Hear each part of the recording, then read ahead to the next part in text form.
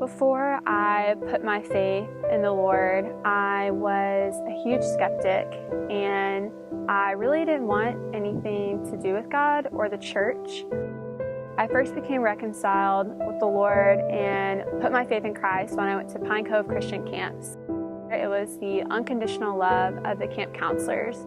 They didn't know me, and yet they cared about me. They were interested in my life and wanted to show me a lot of grace and compassion. And because of that, it caused me to have an interest in who Jesus was. And so there I put my faith in Christ.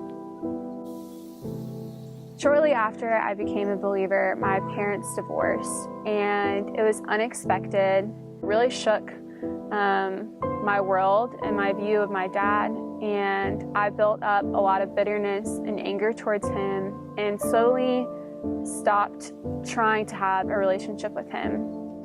It wasn't until after my freshman year of college that I began to pursue forgiveness with my dad, and eventually partnered with a nonprofit after my freshman year of college to do ministry with and lead mission trips for students. And there, the Lord spoke to me in the middle of nowhere, Kentucky, and it was Ephesians 3:20, which says, "For God could do immeasurably more than all we ask or imagine because of His power that is at work within us."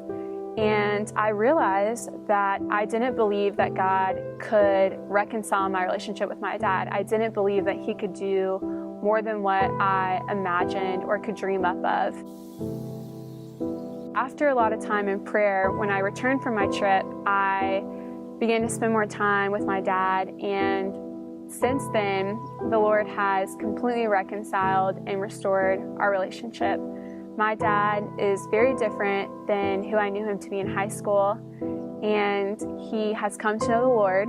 So it's very cool to walk alongside my dad as a new believer in his faith with my younger sister as well.